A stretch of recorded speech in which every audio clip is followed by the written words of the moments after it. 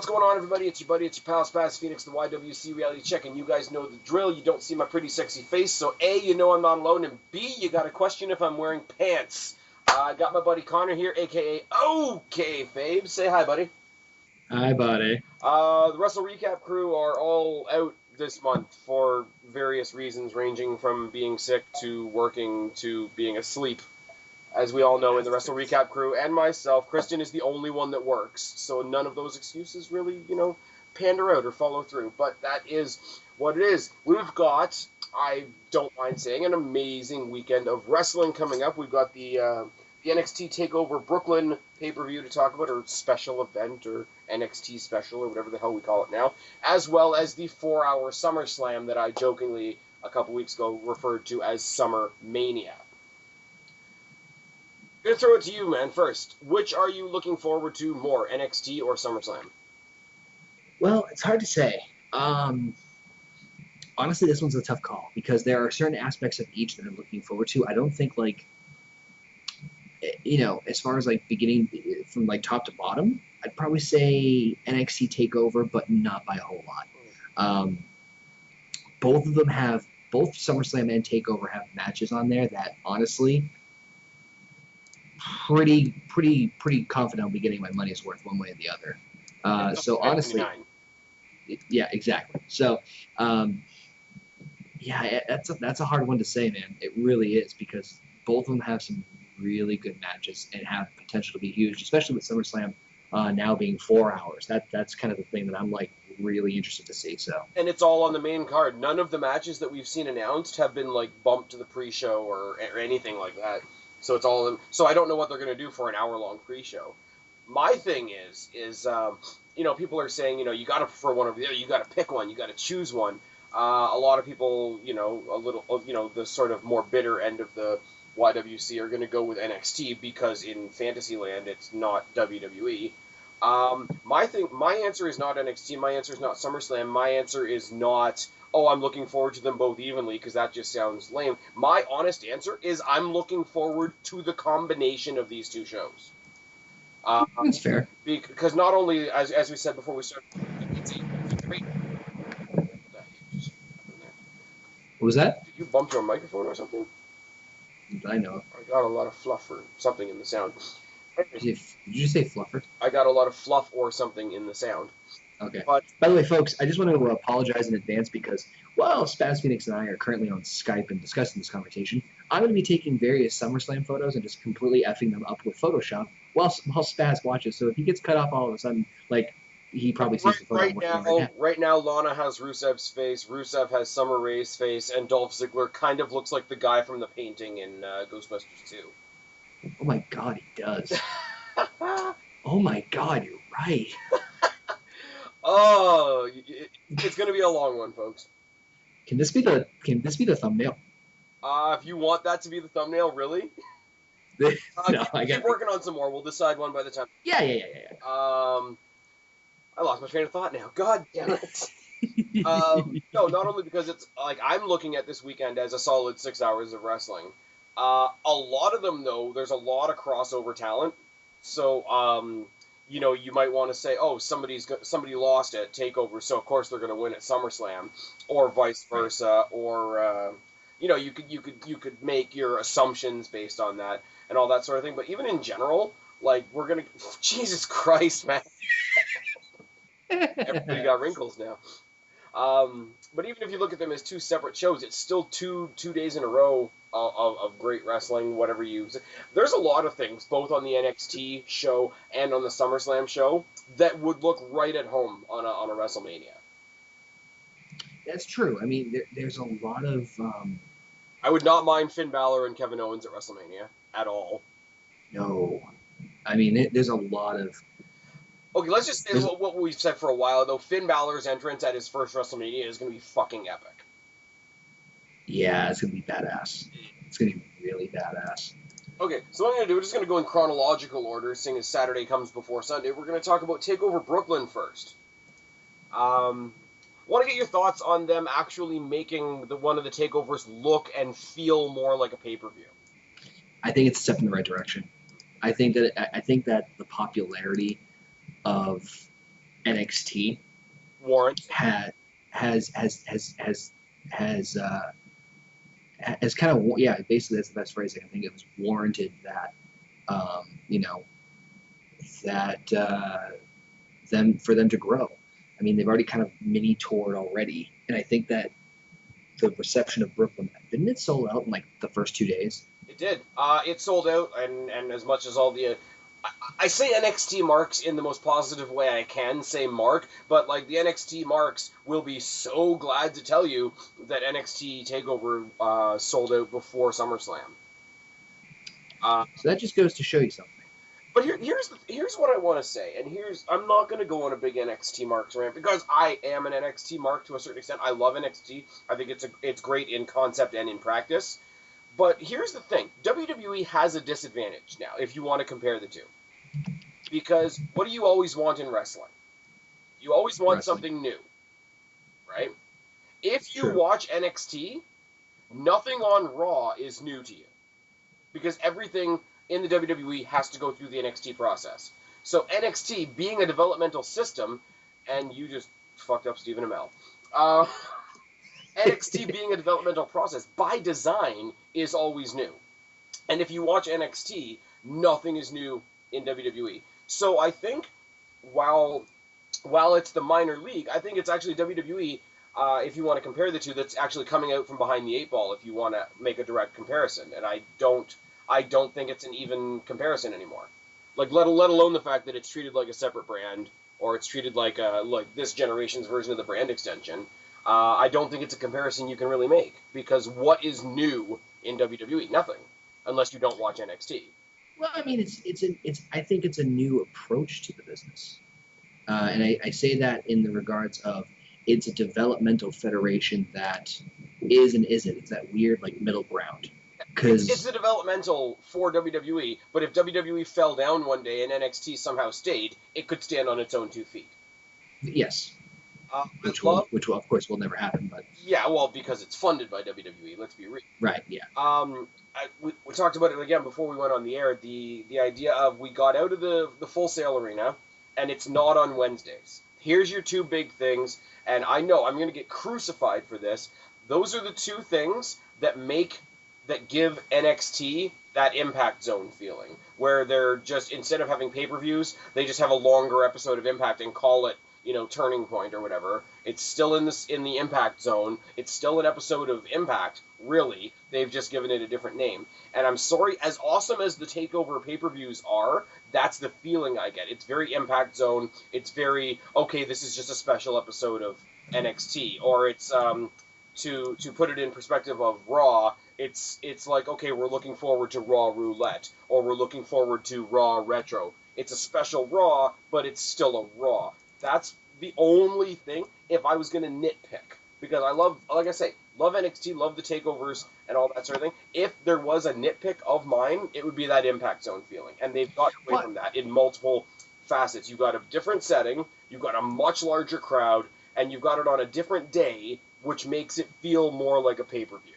And I really think that's the big boost that NXT needed. Well, I mean, I don't think that was ever their intention to kind of, knock it.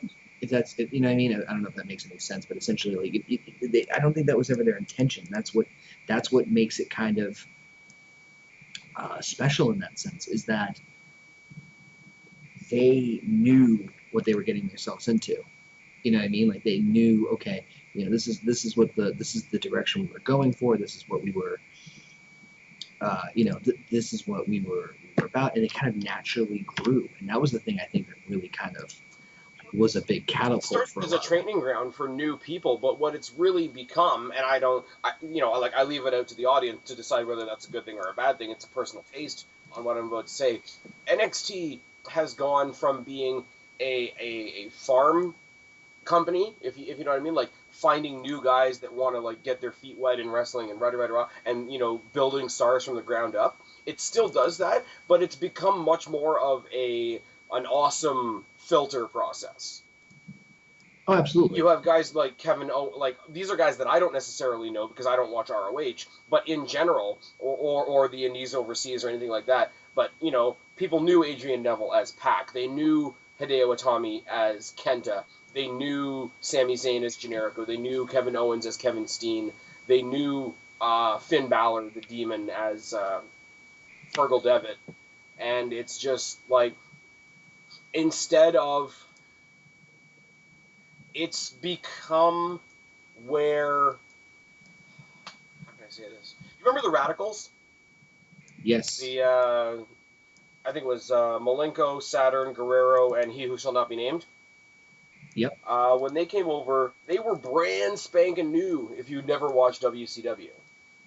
Right. But people knew of them, like Goldberg. Goldberg came in brand new to the company and speared The Rock, but he wasn't brand new to anybody unless you were living under a rock. That's the feeling you get with somebody like... Yeah, I see what I did there. But I mean, like...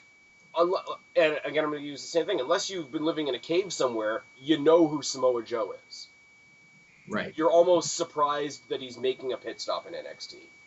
But the thing is, if you and this is the other thing I'm going to come back to that too, was if you take a look at that though, they didn't like pretend that Samoa Joe was this brand new guy, and that's the one thing I give them credit for. Right. And they didn't even rebrand him. Which is my biggest kudos to them. I wish some other guys had gotten that same courtesy.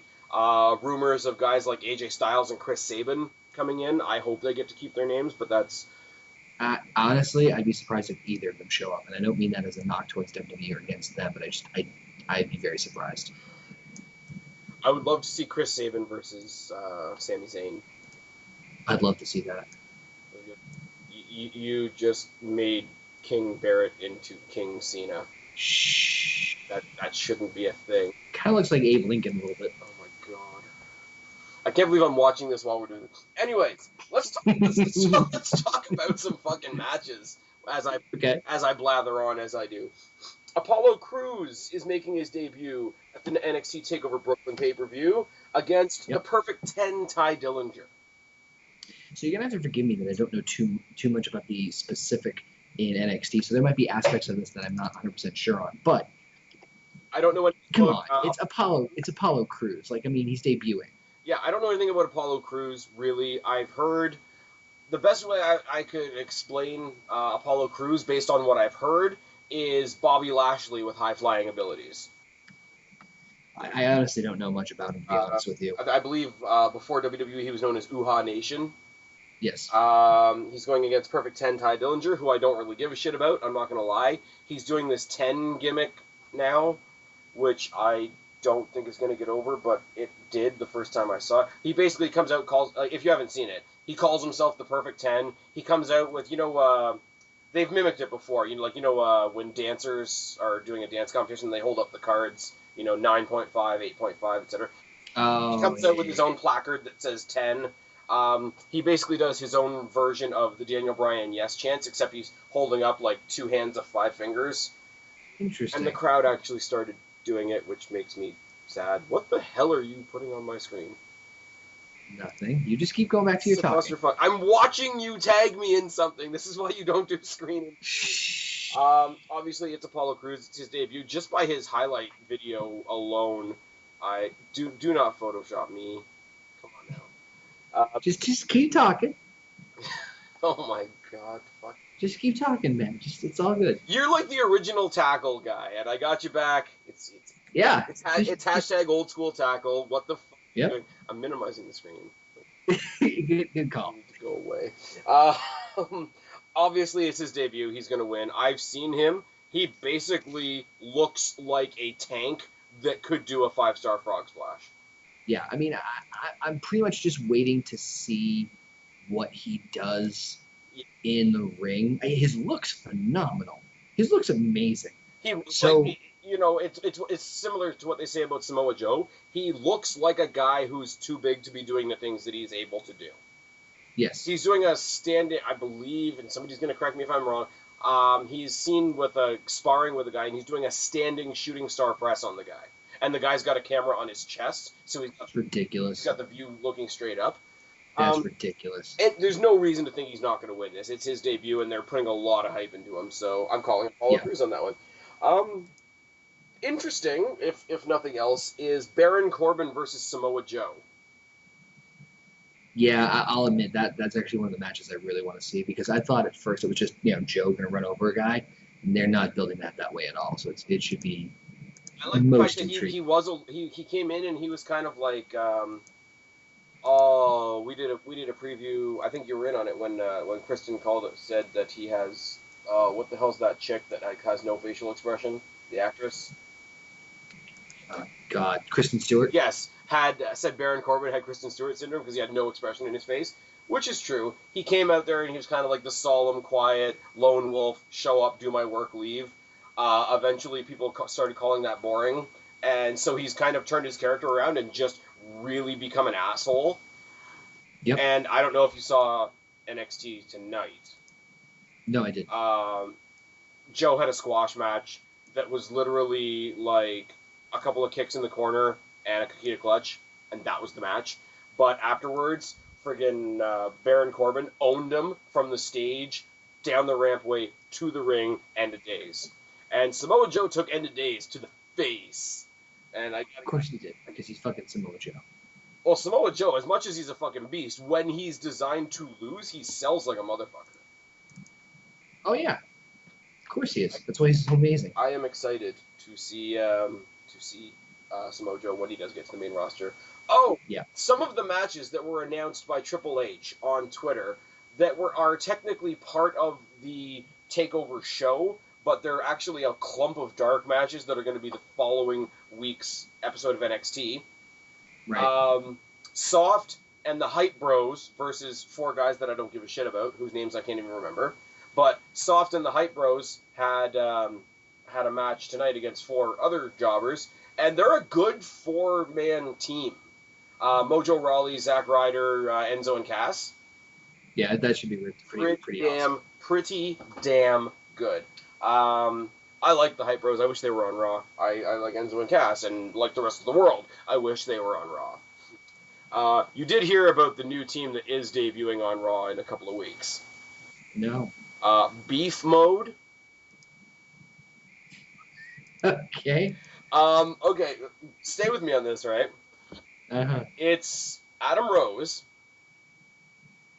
Oh, wait, I did hear this. I think I did hear this. And Brad Maddox. Yeah, okay, I did. And they're bodybuilders.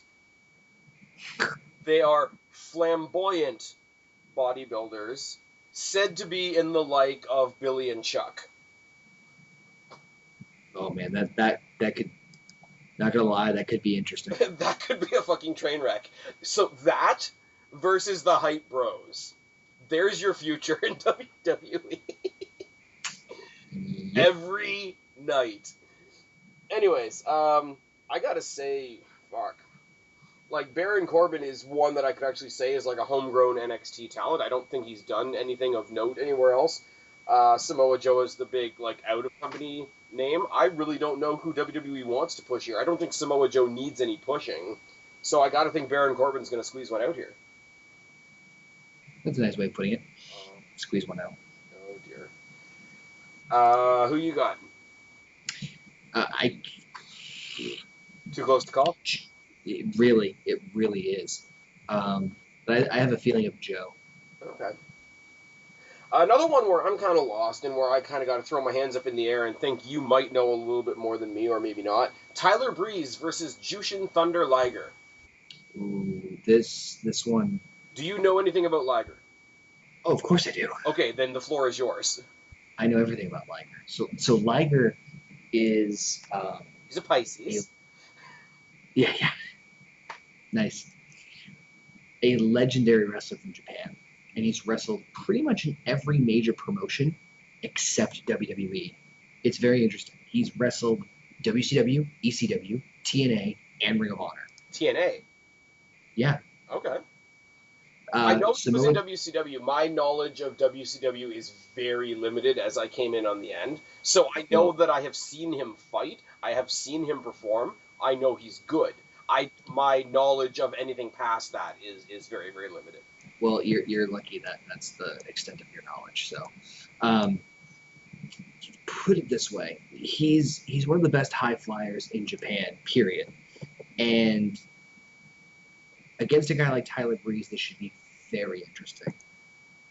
But my point is, if Jushin's only in for this one time, to be completely honest, I think that it would only be making sense to me to have Tyler Breeze go over. And I love Tyler Breeze. I think whether he's staying or not, I would still give the win to Tyler Breeze. It kind of like what Rhino's doing right now. Yeah, enhancement. And he's not on this pay-per-view, which is kind of surprising, because he comes in every week, reminds us that he's a badass, builds up a feud with somebody reminding us that he's a badass, does the job at the end of the day. Yep. And I think it's cool because you get that on NXT, and it's forgiven almost. Like, the fans are like, okay, da-da-da-da, we know you're going to come in to make somebody else look good. Whereas, once again, I say, like, part-time guys, older guys, legend guys show up on Raw, and they get the fans show them the door quite quickly. Right. I think with an animal like NXT, where the fans are a lot more forgiving and the fans are a lot more wait and see, the fans are a lot more...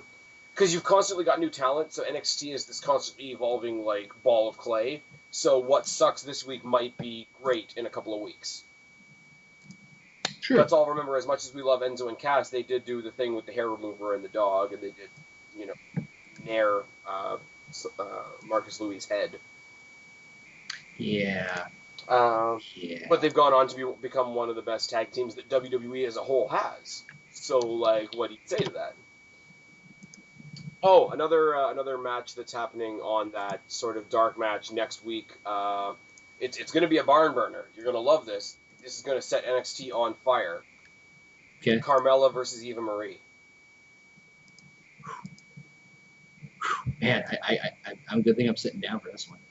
And... I think some of you is standing. Anyway, another one is Bold MC, after actually working out for a bit, is coming back. Yay! Am I the only one that gives zero fucks about Bold MC? Yeah, no, I really don't care either. Oh, hey, I like what he was doing when he first came in. Like, I'm not a pretty boy. I don't have any flash or any sparkle or anything. I'm just here to beat the fuck out of people, and that was cool. It doesn't work well in the long term because it's not anything to grab onto. You're not still watching my video thing, are you? No, do not put my face on Bill Cosby. I'm not. You're putting Bill Cosby's face on me? No. What the fuck? I don't even want. I'm putting it back at the bottom of my screen so I don't have to look. This is gonna be the most derailed video ever because it really is. If you want to know, you can look now. I mean. Why? Okay, why do you have like Bill Cosby with orgasm face standing in front? No, Bill Cosby and I are not the tag team champions. God damn it! Oh Jesus Christ! Oh my God, I'm putting that away. Just stop. Okay, so I gotta believe. Fucking Christ. I gotta believe that Jushin Thunder Liger is gonna put over Tyler Breeze. I think he's going to be Rhino in the not so huge guy category. Right. Interesting one because we have an unknown in this scenario. Blake and Murphy with Alexa Bliss versus the Vaudevillains for the NXT Tag Team Champions. They've been advised very heavily by William Regal to find a way to nullify the Alexa Bliss factor. Which obviously means they're going to come out with a valet. Heavy rumors that it's going to be Blue Pants. Who has their own shirt now. Yes, it's a shirt with pants on it. Yep, sure is. I half expect WWE Shop to just release official Blue Pants. You'd think they would, wouldn't you? Yeah, some discount Lululemons from the half rack or whatever. Oh my God. Oh my goodness. Which sucks because she's really good, and the Blue Pants thing is just like the Blue Pants thing has followed her since her interactions with Enzo and Cass, to the point that Enzo and Cass still sing her entrance music. Which while it's quite funny and it's kind of endearing because she's kind of like another one of those lovable characters, like they need to pull away from that. I can agree. I agree with that. They need to kind of define their own identity. So Yeah. Another speaking of divas, another match that we're going to see next week on NXT from Barclays is Becky versus Charlotte versus Emma versus Dana. yeah, that's going to be pretty badass. Not gonna lie. Brooke's gonna eat everybody else's lunch. What? She's gonna win. It's an expression. She's gonna eat everybody else's lunch. I'd never heard that expression before. Is it a Canadian thing? I don't know. I heard it. I don't even fucking know. I've never heard that before. That's very interesting. I think it was my boss, because my boss is like super arrogant and thought he could take out Ronda Rousey. He's like, I'm gonna eat her lunch. I'm like, yeah, you go ahead and try to. yeah.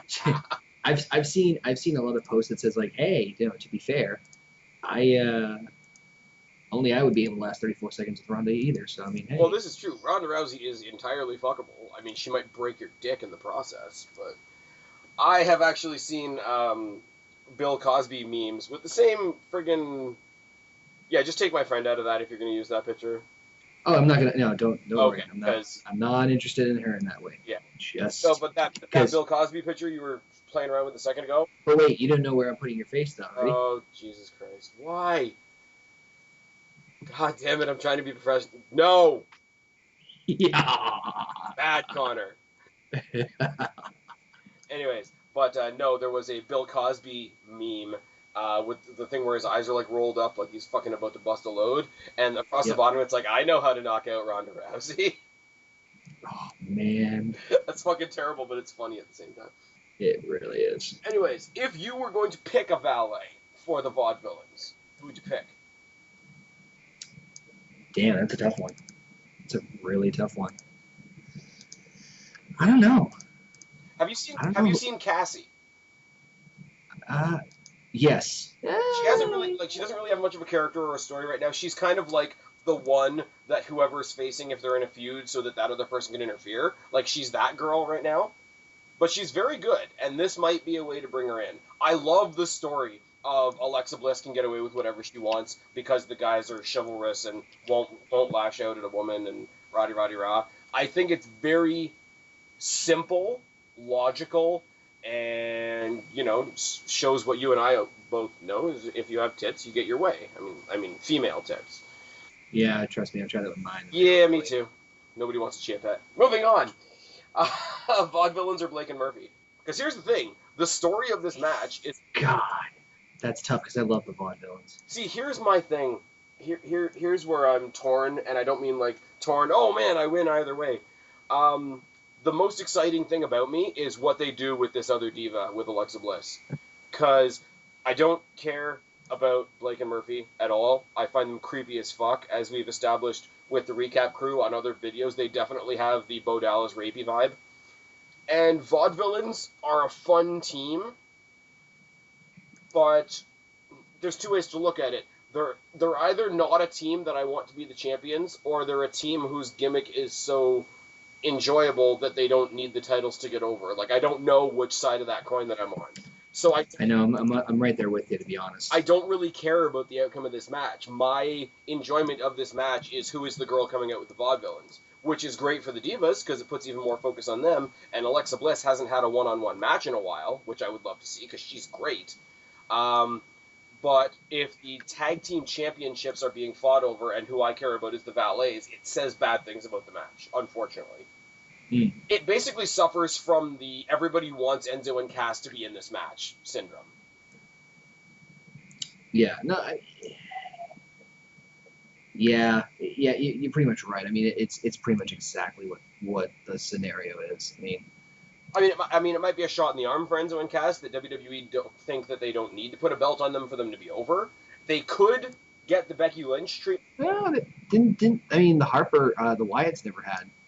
No. Yeah, but the Wyatts were a unit, though. Like, the Wyatts came up as a unit, and they were the supporting cast of Bray Wyatt. Like, so that's a different dynamic. If Enzo and Cass get the Becky Lynch treatment and get moved up to Raw without ever holding NXT Gold, I wouldn't mind that, but if they're doing it, then they need to get up off their ass and do it, so that NXT fans aren't like in every single match, oh, it should have been Enzo and Cass, oh, it should have been Enzo and Cass, because they could go to Raw and win those titles, and then the NXT fans can relax and give another team a real chance. Like the Hype Bros. Like the Hype Bros. Hype Bros. Or Beef Mode. Oh, jeez, yeah, that's right. Hype Bros versus Beef Mode for the unified NXT WWE Tag Team Championships at WrestleMania in the main event. Speaking of which, I hope you. I'm getting close to done with your new default picture. I'm just working on the colors. Fucking terrible. What the fuck are you doing? It's your new image. Bask in its glory. That is so bad. Well, I haven't done with the color yet. Jesus, give me some time. Oh my god. Oh, Jesus fucking Christ. Guys, if anybody's out there right now, I'm having a small aneurysm, so if my speech starts to slur, just pay attention to something else. Blake and Murphy versus the Vaudevillains. I don't really care. I'll say the Vaudevillains because Blake and Murphy are creepy. I love Vaudevillains, so I'm going to go with them. Okay. Here is one, and I love that this is actually being billed as one of the main events. Sasha Banks versus Bayley for the NXT Women's Championship. That's a tough one. That's legitimately a tough one. Because both deserve it. Yeah. But with Sasha being called up to the main roster, that's the only reason why I'm going with Bayley on this one. It's why I'm going with it, too. I wonder if WWE, though, sees value in a Raw talent carrying the NXT Divas Championship as we are in the Divas Revolution and putting much more focus on the women's wrestling. Are they going to see Sasha as a venue to draw the eye to, hey, you people that are watching Raw and love what we're doing with the Divas, this was all started by these girls in NXT. I used to have an expression when I did videos with other people, visual is visceral. You can say as much as you want, but if you got a girl sitting there with an NXT belt live on Raw on your flagship show, it could be a beacon for fans of women's wrestling to check out NXT. That's not the reasoning I would use, but I wonder if that's a thought process that's going through WWE's mind right now. Possibly. I mean, but with them doing that with what do you call it? Yeah, I'm kind of on the fence in terms of. That could go either way, though. Really good. The whole Owens being on Raw situation is kind of messy, depending on who you talk to. I think I think Owens almost is at a disadvantage because he's not a woman. If you follow my meaning, because WWE has made the conscious decision to do a movement with women's wrestling, which is fucking phenomenal. So I think because that is one of their focal points right now, they're going to do more to not fuck it up than with a main event roster talent like Kevin Owens, which is bizarre, but it means great things for the division. I think Bayley wins. I think you got to leave the NXT when Bayley does win the NXT title, or the NXT Women's title. Sorry, you got to leave it on her for a long time because, as awesome as Bayley is, and she's almost deceptively good in the ring. Yeah, it's kind of like a Eugene thing. Yeah, it's kind of like a Eugene thing. It's kind of like an Emma thing, especially now, hot heel Emma. Hello. Bayley will not work on the main roster. I don't think right now. The whole, naive, I want to be everybody's friend, rah. Again, I think it falls under that category of a lot more is forgiven on NXT. Oh, absolutely. No, trust me, this is not a bash on her. I think she's a... Asian Cena, by the way. Asian Cena, what the hell have you done?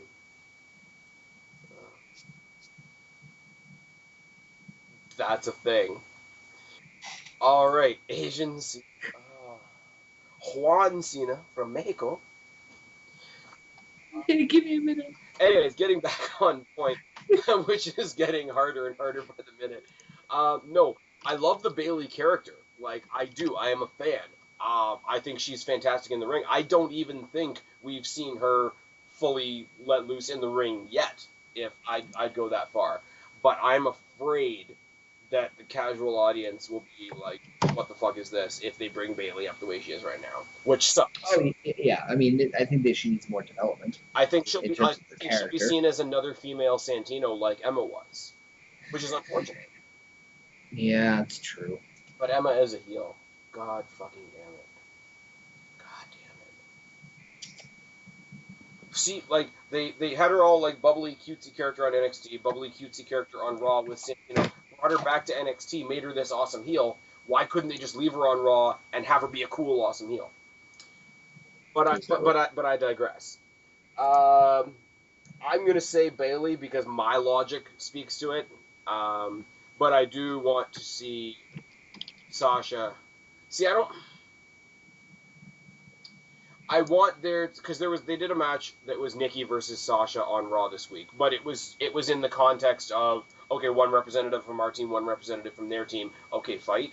I want to have one proper built up and build champion versus champion between Sasha and Nikki before Sasha drops the title. So I guess I'm saying I want Sasha to win.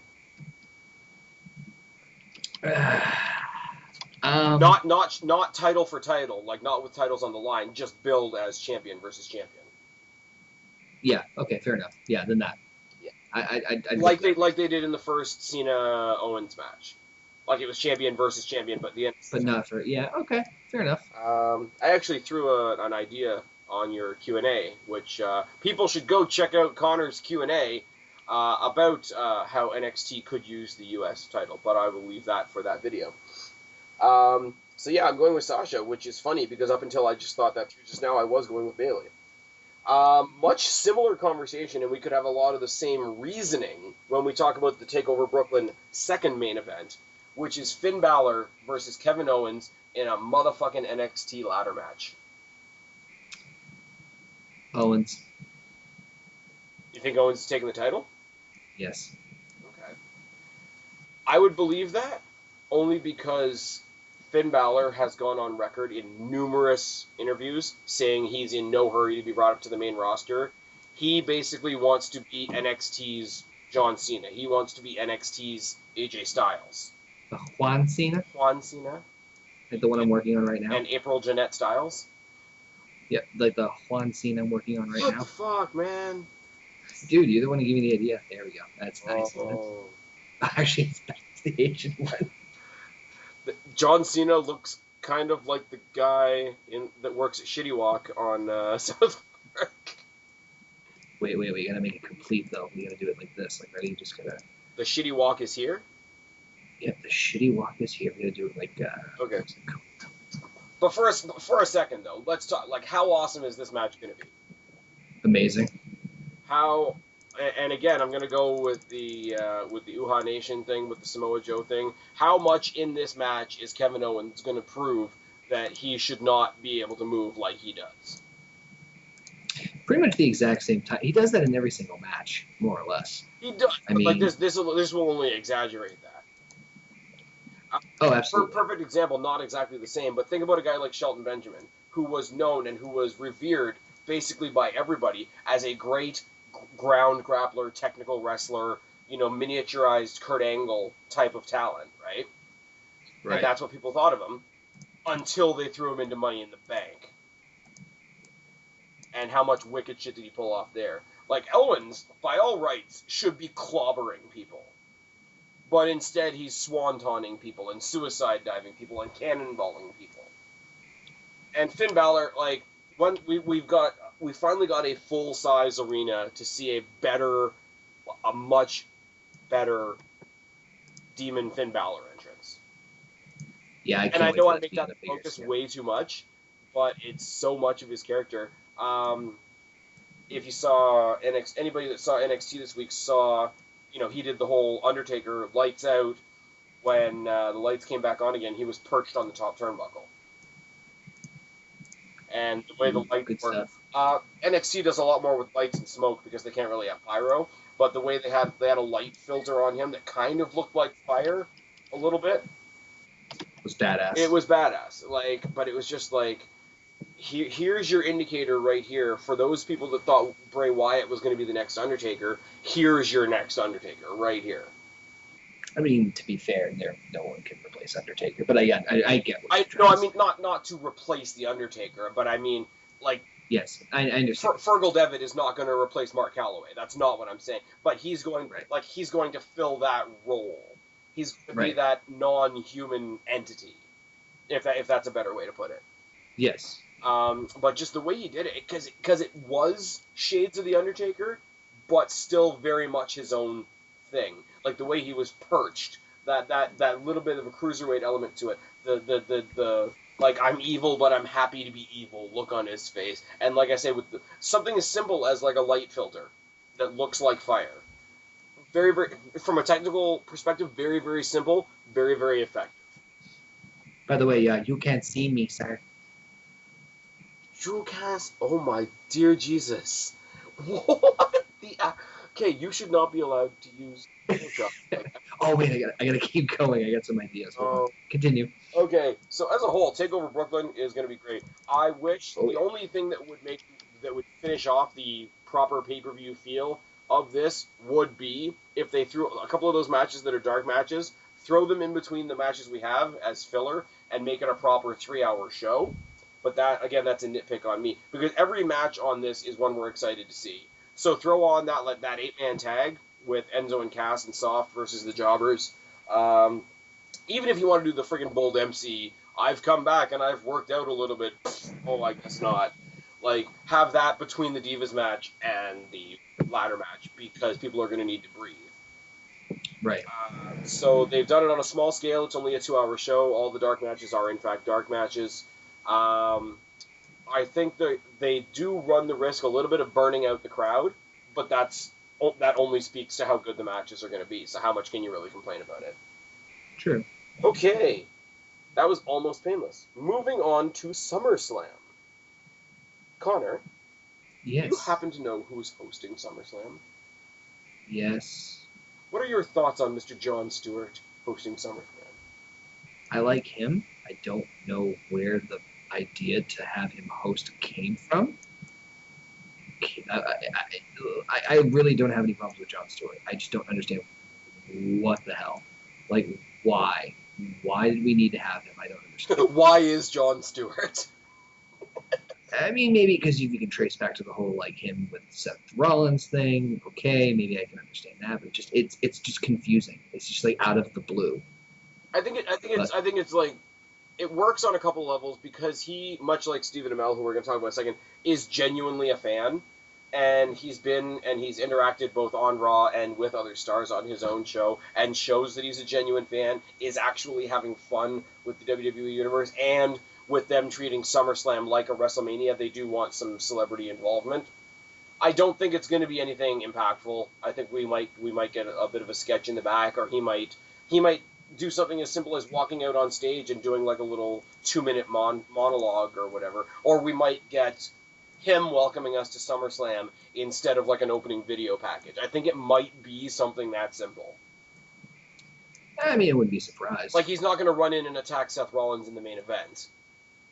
Right. Because that's like you say, that's his only direct tie to a specific person. I don't think they're going to go that direction, but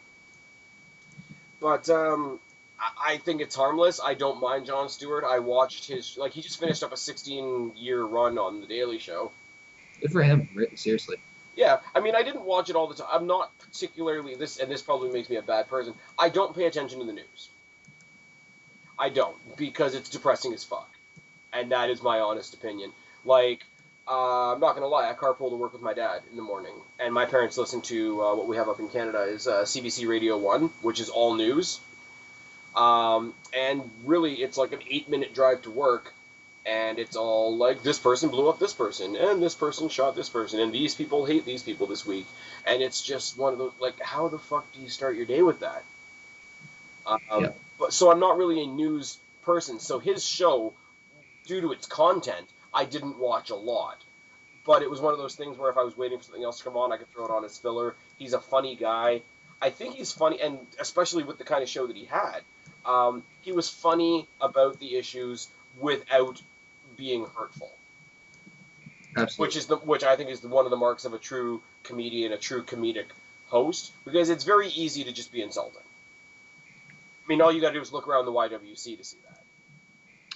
Amen to But that. I think, like, even in his like raunchiest, most risque comedy or commentary, I still think there's a level maintained there. Um, he brings an integrity in his own way, which is good. I mean, if he can handle something stuff as seriously as what's going on in the news day to day, which is, like I say, is depressing as fuck, I'm pretty sure he can handle the fictitious activities of the WWE. I mean, I have nothing against him hosting. It's just kind of random. That's my only big concern. Yeah, but I mean, like, unless they're in a match, what celebrity involvement isn't random? Right. Like I say, like even the Stephen Amell thing, which we're gonna get to in a second, seems kind of thrown together. But I mean, it's the same. I equate it with, okay, next WrestleMania, Beyonce is going to sing the national anthem. Well, why Beyonce? Like, what's her connection to WWE? Is she going to go punch out Naomi and make me a happy kid? No, she's just going to go. We're going to get there, trust me. She's just going to go and she's going to sing the national anthem. Like, you get what I mean? Like, sometimes it, and I'm going to say this a couple times in this card, actually. Sometimes stop asking why. Sometimes just let it be because it is. So, like what I'm working on right now. Oh my fucking god, what is it now? Jeez. I'm not done yet. Don't look. It's really, like, anybody who's not actually seeing what we're talking about probably thinks this sounds really fucked up. Anyways, let's start with Stardust and King Barrett versus the Red Arrow and the Green Arrow. It should be interesting. Couple things to note here. I have none of them really pertain to the match, but a couple thoughts I had. I would have no problem if this was Stardust versus Stephen Amell. I really wouldn't. I mean, like, yeah, there would be all kinds of interference by somebody. Somebody would come and save Amell. Amell would win the match somehow. We know how those matches go. I would have no problem with Stardust and Neville just straight out one-on-one continuing their feud. I don't know how I feel about it being a tag match. That's my first point. My second point was originally Wade Barrett had nothing to do with this. Originally, when they didn't think they were going to be able to have the Intercontinental Championship match, it was going to be Stardust and The Miz versus Stephen Amell and Neville, which then makes sense because then they're doing Stardust and Neville as the superhero, the supervillain. So you got a superhero and a supervillain and a quote-unquote actor on both sides. Right. Like, the dynamic of that would have worked a lot better. To the point where even when Miz did Miz TV, the week that Stephen Amell was there and started taking a couple of shots at him, and that didn't go anywhere. So that's that. King Barrett being thrown into this really doesn't do anything for me, because I like Barrett. I know he deserves to be in a better place than he's in right now, but I can't be paid to give a fuck about him right now. Neville and Amell are going to win. Yeah, I mean, it's pretty obvious. I mean, I like... It is what it is. Did you watch Raw this week? Yes. Did you see the promo from Stardust and King Barrett? Yeah, I did. The batshit crazy backstage promo? Yep. I would not be totally adverse to these guys being a tag team for a little bit. No, I wouldn't either. I mean, the dynamic... Because you got one guy that thinks he's from the Cosmos, and you got one guy that thinks he's a legit king. They're both crazy. Let them feed off each other. Why not? Wade Barrett being the cosmic king isn't painful. Why not? I mean, but like I said, we pretty much all know what's going to happen. Yeah, that's a thing. What is next? What is next? Okay. Rusev versus Dolph Ziggler. Am I a bad person to say I wanted this to be a mixed tag? No, because I was in the same boat. But just with Ziggler being gone, the story has basically been carried by Lana. Not even by like Lana and Summer Rae. The story has been carried by Lana. So the fact that the girls aren't fighting in this, right after we've seen like our first hints of physical contact between the two of them. Just wait till Night of Champions is my guess. I don't see. That's the thing though. Like Are they going to do something like a mixed tag on a pay-per-view that's based on all the matches being title matches? Sad to say, yes. Then you haven't heard the other rumor about the Divas division. Oh, jeez. There's a fourth team being thrown into the mix. So I've heard. Oh, God. What's the fourth team? Not that it makes any sense due to what we're talking about right now. Eva Marie, Summer Rae, and Lana. How does that make any sense? I don't even know. I'm just reporting the rumors. All the pain. All the pain. Ziggler's winning. So he should. Came back really fucking intense. Yeah. I will admit, the way they took him out was nice. The way they took him out, I love... This probably makes me sound like a bad person. There's few spots, for me personally, that look as great as when they do a really good throat injury. Like what he did with the crutch, the way they typically do it with the chair, with the posting.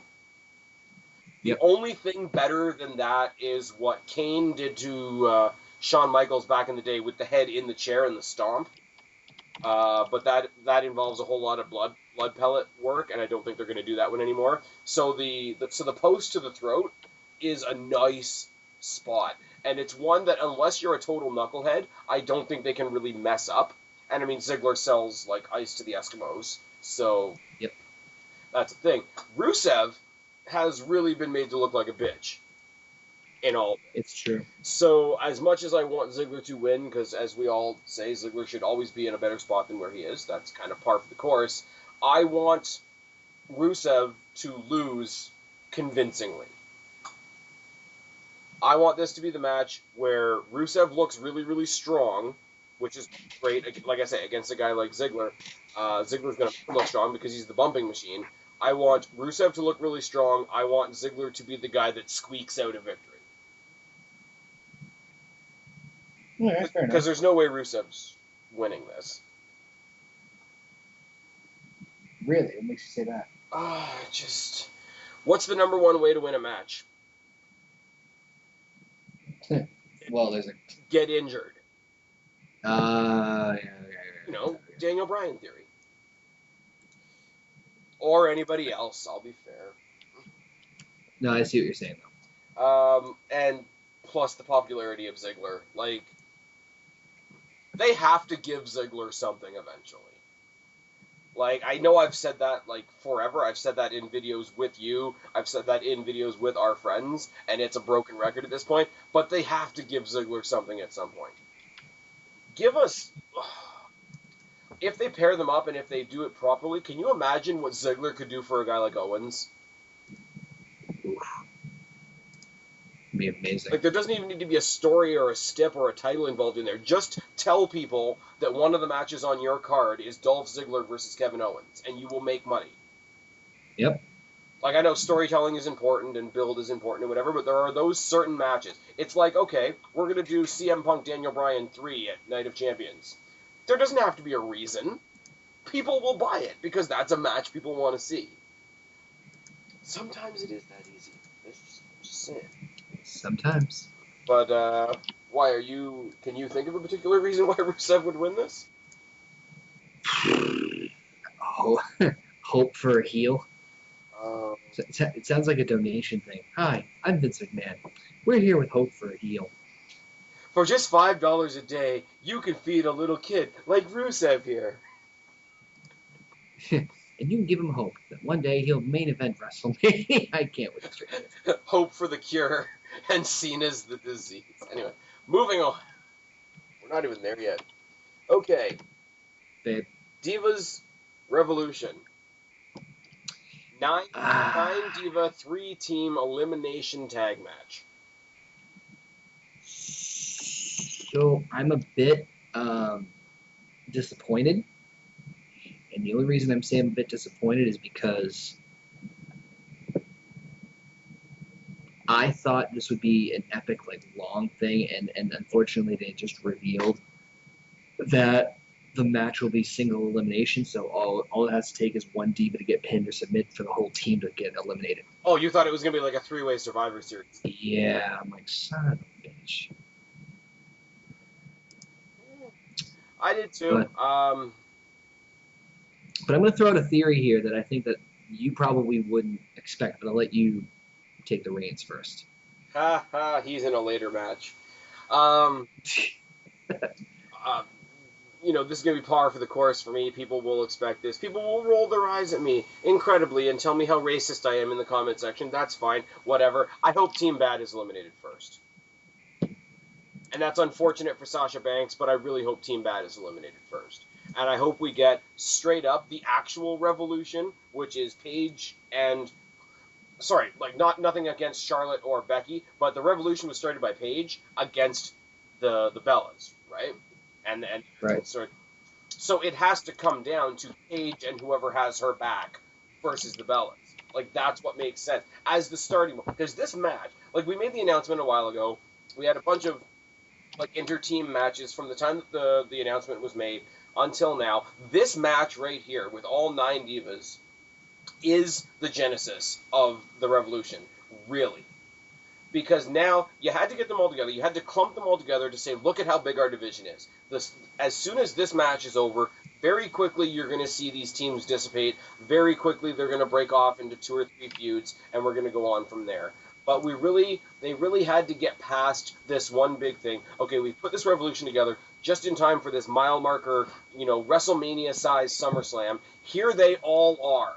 Here they are. Take a look. Here's the big stage. Take a look at all of them. Now we'll set up a couple of feuds.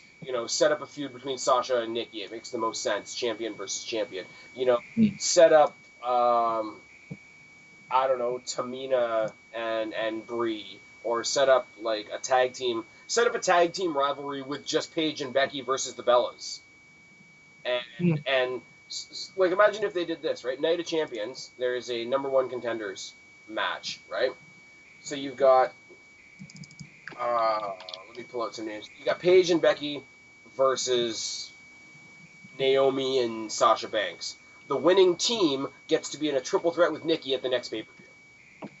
Do some stories that way. Have some number 1 contendership matches. Have a tournament.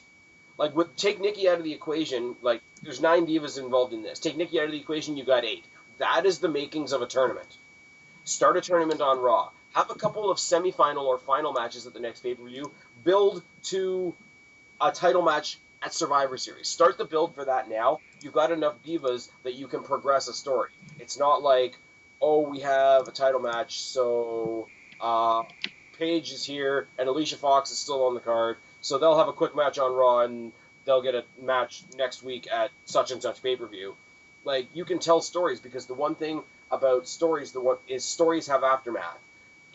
At any point in a tournament, it's very, very similar to the Royal Rumble. At various points in the tournament, people can screw each other over, and this person got knocked out of the tournament because of this person, so they got them kicked out as well. So now they have a feud, and that's not even having anything to do with the title. That's just another separate feud. Any 2 people at any given time that eliminated each other from the Royal Rumble can have a feud going into WrestleMania. Right. There's, the old expression, there's safety in numbers, there's creative possibility in numbers. Because one of these teams, the Bellas and Alicia Fox, will stick together. The other 2 teams, I can see one of them just kind of fading away and doing their own thing. The other one's doing a breakup angle. Can you imagine Becky versus Paige? Just as a rivalry, just because, as part of a breakup angle. Have Becky want to be that girl that does to Paige what Paige did to AJ. And these are just spitball ideas off the top of my head. They needed to get them all out there, get the big group atmosphere out of the way. And I think that's what they're doing at SummerSlam. And I think the Bellas are going to win, because it's going to piss off all the fans of all the new girls and make them want those girls to have success even more, which will put more steam behind anything they do after that. I call the Bella team winning this. I actually agree. I think it's going to be a bit of a clusterfuck, if I'm honest. I mean, the main reason I agree is because I think if you take a look at what's happened in the last couple of weeks with the divas, right? And you've seen all this momentum with all the divas, particularly the ones part of the Revolution. and they've built them up perfectly. They've built them up amazing. But now it's time for the heel divas to kind of get their, you know, because yeah, basically Team Not NXT have been forced to be jobbers by public opinion. pretty much. Because here's my thing, right? And the Revolution is all these girls from NXT. The Revolution was started by Paige. Here's something that's going to get me shot. The Revolution is because of Nikki Bella. Because if there wasn't Nikki Bella, there wouldn't be anything for Paige to rally against. There would be no need for her to have backup, which was, in kayfabe, the spearhead of getting those girls up from NXT. If Nikki Bella was not the awesome fucking heel that she is, getting under everybody's skin, getting the legitimate John Cena level heat that she gets, the Revolution would fall flat. Or at least flatter than it would. It's like CM Punk, for an example, right? CM Punk was awesome. People loved Punk. He was an asshole, went out there, said it like it was, said what the fans were thinking. That's great. Would not have been at the levels he was at if he wasn't fighting John Cena. Took me a long time to appreciate Cena on that level. Nikki is the John Cena of the Divas division, and I mean that in the most complimentary way possible.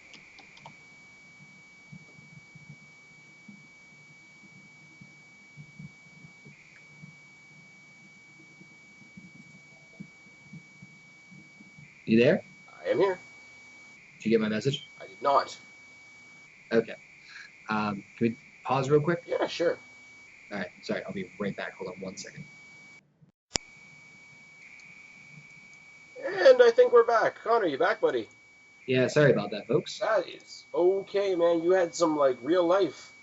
Some people in watches, you don't know what that is, but, real life is that thing that happens when you click off and, get out of your computer chair and get out of mommy's basement. Yeah. So, getting back to Diva's 9-person battle brawl, I think it's going to be a good match. I think with this many people, you can't help but have it be a little bit clusterfucky. So, of course. And I mean, Naomi's in there, so there's going to be a good portion of botching. That's a thing. I don't know if you saw Tamina's match with Becky on Raw. She seems to be getting a lot better and a lot less clunky in the ring, if clunky is a descriptive term. But yeah, I think overall it's going to be good. I hope it gets time. With 9 divas in there, they all got to get their stuff in. I mean, well, keep in mind that Nikki's working with a bad back supposedly too. So yeah. So, but she can play that up to her advantage. She can be the cowardly champion that hides behind her friends. Yep. They can build that into the story. When Uso went into WrestleMania injured, so they had him taken out early on the side, so the other one took basically over the Usos portion of the match. Right. That's where Nikki being the bitchy heel that everybody wants to bitch about so much can actually work in her favor. She can not die. Because I mean, they're not gonna put her in the what do you call it? They're not gonna put her in the PTO. They're not gonna put her in the bank statement. They're not gonna put her in pretty much anything. They're definitely not going to put her in the figure 8 if she's having back issues. So, and at the end of the day, that'll work out better for her character because as the champion, she can be look, nobody pinned me. Or this can be how they separate themselves from Alicia Fox. We thought you were good enough to run with us and you're not. And again, that could be another starting point to them getting away from the teams because the teams aren't going to last forever. Oh yeah, no. I'll be surprised if they last a Survivor Series. Yeah. I mean, this match, in all honesty, should happen for Survivor Series. I almost wish, and this would kind of fuck over Tamina a little bit. I almost wish they'd gone with 2 teams of 4, have Alicia and Alicia and Naomi join the Bellas, and have Paige and all 3 new girls. The only reason I like that they didn't do that is it would be very Nexus-y.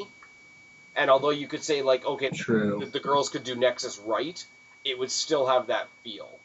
And you would still have the, okay, you want the graduation from NXT to Raw to be something. You don't want to still be known as the NXT girls on Raw. Right. I mean, as much as on one hand that's a shot in the arm, it's a good thing right now that people see it as that. Like in the long term, I don't think it's good because something I've said for a while, and I mean it works for the Bellas because I mean they're almost always heels and it's a family thing or whatever. A team in the Divas division doesn't make sense because a team doesn't have any goals in the Divas division. You know, if you're a guy and you got a buddy, like you guys can go for singles titles and you can have each other's backs, but you can also go for a tag team title. Like there is an end game there.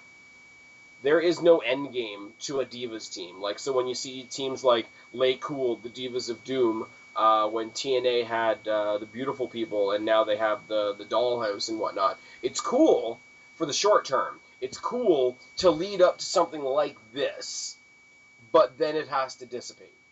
And like I say, you do one where they all kind of go their own ways. You do one where there's a breakup angle. You do the Bellas, who stay as a two-person unit and just kick out Alicia Fox.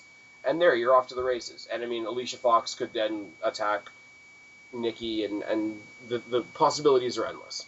But I'm saying, for all the right reasons, Team Bella's going to win this. Did I lose you again? Connor. Sorry, Mike was muted. No, I agree. It's just a matter of the Bellas really haven't got much over these new divas. They need to establish some sort of dominance and some sort of interesting build heading into what presumably will be Nikki's first title defense against one of these new divas. So you have to make them look good at some point. So that's pretty much the reason why I think that's going to happen. So. One more thing I want to bring up before we go on to the next match, because we've labored on this way too much. A lot of people are really pissed off at the idea of Nikki Bella beating AJ Lee's title reign length. Are you really surprised? Hmm? Are you really surprised at WWE? Like, again, I say, like, yeah, you don't like Nikki. You're not supposed to like Nikki. How much more are you not going to like her when she does that? That's the simple answer. Here's the more complex answer, right? AJ had a record-length women's title reign. That is, okay, there's a lot of elements, but that is one of the main elements that made it so much of a wow factor when Paige beat her. Because not only is she the new girl, not only is this a match we've never seen before, not only did it happen so fast, but she took down a champion who had a record title reign, who just was coming off a great night at WrestleMania. And like I say, the record was part of the list of reasons why that's awesome. Here, you got Nikki Bella, who is going to gain the heat of beating AJ's record. So you're going to cheer for whoever faces her even more because you hate her even more. And da-da-da-da, you have a new record holder. So whoever beats her for it after that, it will mean even more because now they've beaten a record holder. So Charlotte could beat her now, and it's great because Nikki's, team not NXT, so she has to lose. But, take it a little further down the line, let her beat AJ's streak, have her another accomplishment under her belt, have even more hate going on for her, and then have Charlotte do it there. She will be a bigger hero. Right. So I don't relish the idea of AJ Lee's record being beaten. I'm a huge AJ Lee fan. When she was in WWE, and I know it's not cool to praise AJ Lee anymore because she quote unquote quit on the WWE, quote unquote abandoned all of us, all that bullshit. But AJ, when she was doing her whole like anti-Total Divas thing, that was the precursor to what we're seeing now. Right. And she gave that record, or if she's not here anymore to give beating that record to somebody else. It would be like Undertaker never losing the streak, which, not touching that one really. But so as much as I don't, as an AJ fan, I don't want it to be beaten. As a wrestling fan and as a fan of this movement going forward, it almost has to be, in my opinion. I could see that. For the greater good, as corny as that sounds. So yeah, Bellas are going to win. Moving on. Fatal 4-way tag team title match. New Day, Primetime Players, Los Matadors, who of course are going to win, and the Lucha Dragons. I got New Day or Lucha Dragons. Los Matadors are not. Los Matadors are filler. That's a toughie. That's a toughie. I would probably go with. Ooh, that's tough. I would probably go with Lucha Dragons. That's a tough one for me to put over. But I'd probably go with Lucha Dragons. And it's a very tough call. I wouldn't mind the New Day. Primetime Players are a great team, don't get me wrong. Titus O'Neil is destroying people. Oh, yeah.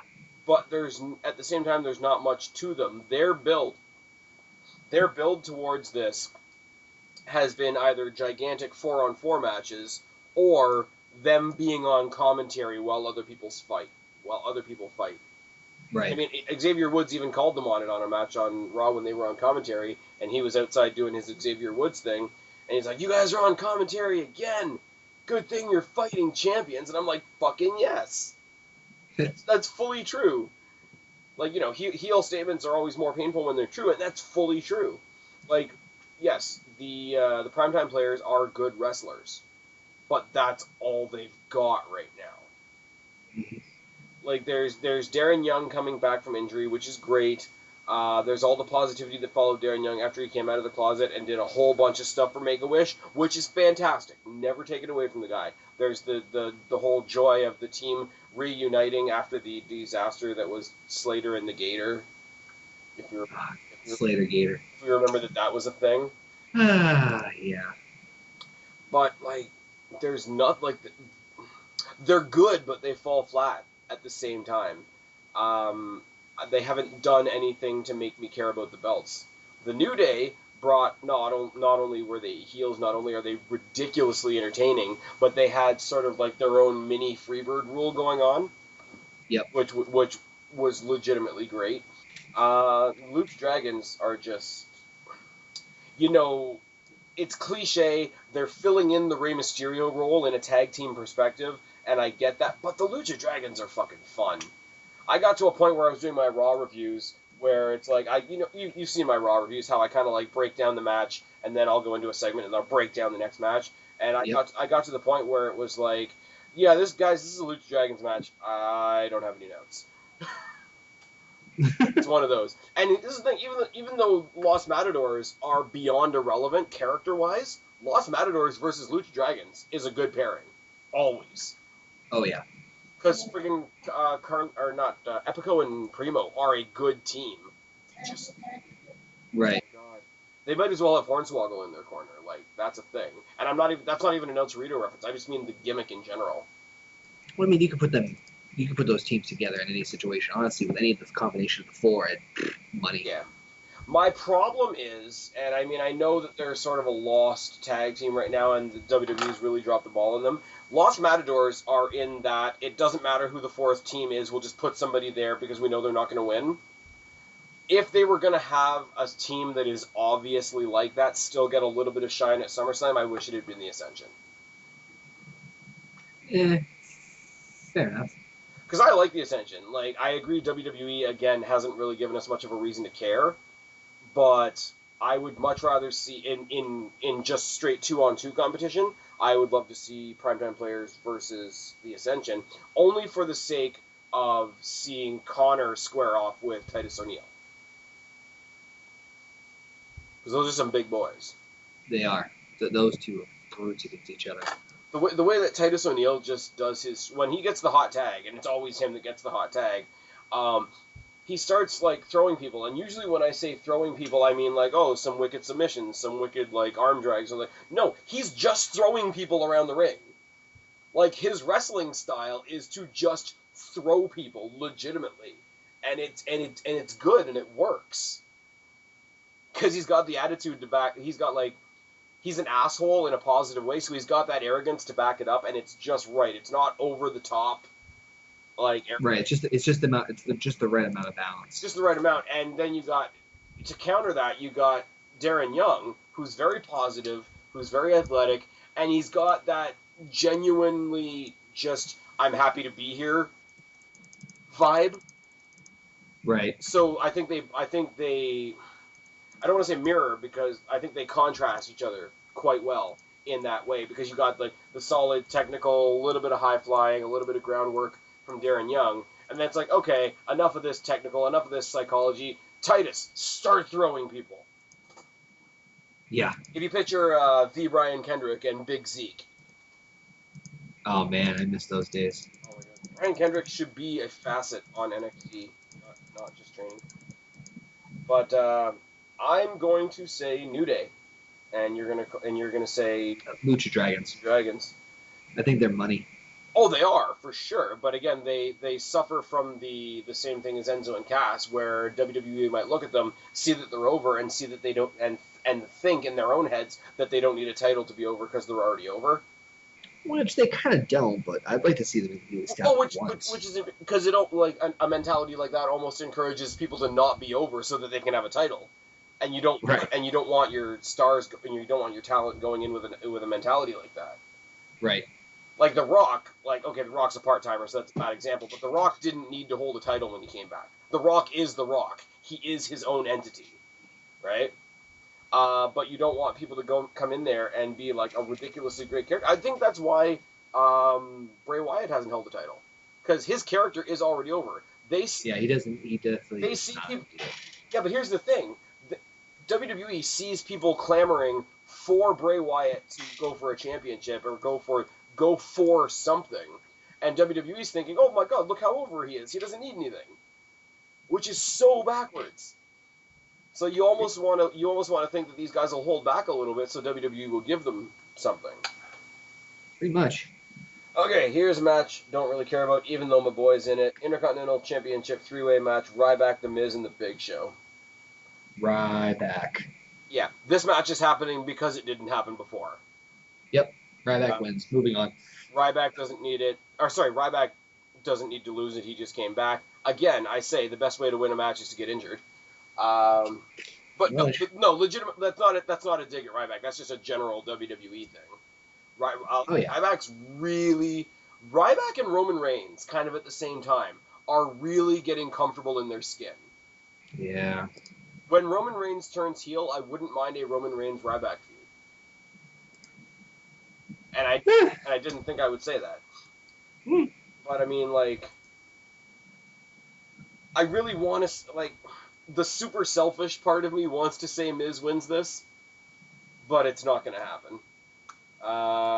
The totally sarcastic part of me wants to say, sure, Big Show can be the Intercontinental Champion again, but it's not going to happen. Ryback is a wrecking ball right now. I came in like a wrecking ball. I called my own spot on that one. It's going to be good. I mean, we all know what's going to happen. Like, the two guys that want to fight are Ryback and The Big Show. The Miz is going to sit there and get popped like a pimple. It is what it is. Ryback wins, and we move on. Very interesting match next. Another multi-person match. The one that's been deemed family versus family. Roman Reigns and Dean Ambrose versus Bray Wyatt and Luke Harper. Okay, am I the only one that thinks that Dean's turning heel? No. I have this weird feeling that Dean's turning heel. I've heard rumors, again, and this is all in the rumor mill, this is all in the dirt sheets and whatnot, that originally it was supposed to be full Wyatt family with Leo Kruger taking over from Eric Rowan, but then Beef Mode happened, and Sting was going to be the guy on the other team for reasons. Oh, for making SummerSlam WrestleMania-esque. No, but it's just like we've got almost the Wyatt family versus 2/3 of the Shield and Sting for reasons. Yeah. I'm glad they didn't go that way because there's so much built-in story with this already. I don't know. I think it's good. I think like Eric Rowan is a good big guy, but he was the weakest talent on the Wyatts. I mean, I wouldn't mind at the end of the day if Wyatt and Harper were the tag team champions at some point. As I've said a million times before, and I really am starting to sound like a broken record, Dean Ambrose and Roman Reigns have a very interesting, I want to see where it goes, Shawn Michaels Diesel romance. Yeah. It's almost like I don't want a turn to happen because I want to see how far they go with that. Again, another team that I wouldn't mind holding the tag team titles for a short run, and then they can do something from there. Here's the thing. Selfishly, I want Roman Reigns and Dean Ambrose to win. The more logical wrestling fan part of me says Bray Wyatt and Luke Harper need to win. Yeah, I think it's a tough one. I mean, if Dean's going to turn heel, then we already know the answer. Yeah. And I stand by that because I think that Bray has not had any real decent victories, to be honest with you. I mean, you take a look at his actual wins, not a whole lot. Well, there's my favorite Bray Wyatt win, which was Daniel Bryan at the Rumble. I'm not saying he hasn't had any. I'm just saying he hasn't had any. Being a dick. Yeah, to be in recent memory, but besides Roman. Yeah, for reasons. But anyway, so I say Wyatt's, you say Wyatt's. I say both for different reasons though, because like I say, I think Ambrose and like this is like saying if they don't do a turn, right? I think they've really got something with the dynamic. I think out of Shield Roman Reigns and out of Shield Dean Ambrose make a good team, if that makes sense. And I really would rather that the WWE play off that dynamic where they're not a tag team, but it's just like a general story. Like they are friends, they've got each other's back, type of thing. So like the selfish like fan part of me, I mean Ambrose is awesome. Roman Reigns I've been defending for a long time, and he's paid me back. Like, he's gotten better and better and better. Like I said in the Ryback thing a second ago, like, he's getting a lot more comfortable in his skin. He's fun to watch. Right. So for all those reasons, like, as the fan in the stands, I'm cheering for them to win. As the guy that, says who really needs it and who's really going to get hurt by a loss and not hurt by a loss, my logical side says Bray Wyatt. Yeah. No, I mean, yeah.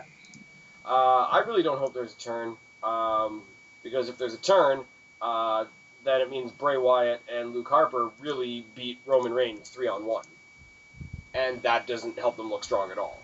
No. I mean, I don't think it's a factor of Dean Ambrose is going to join the Wyatts. I think it's just going to be he's going to fuck over Roman Reigns, and so it's just like you won, but what did you win? Like. Roman didn't have a partner, which means you beat a guy 2-on-1. His partner attacked him, which means you now won 3-on-1. That doesn't do anything to make you look any stronger. The one upside of that is that means going into the, fall or whatever you want to call the next sort of chunk of wrestling time that we've got coming up, you will have Roman Reigns versus Dean Ambrose, which would be fantastic. I just don't know if I want to see it yet. I think that's something that can wait. I think that's something that they can throw into the mix as we get closer to WrestleMania. Because that could be your catalyst for the Shield Triple Threat match at WrestleMania. So right. Fuck it. I'm going to be a selfish fan. I want Roman and Dean Ambrose to win this. Another one I'm conflicted on. And it's really this one is the opposite. This one's like win-win either way. Cesaro versus Kevin Owens. Yeah. Just say that, yeah.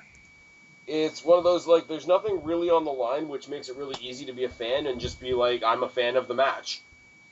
Like, pretty much. You go beyond being a fan of Cesaro or Kevin Owens, and you just become a fan of the match.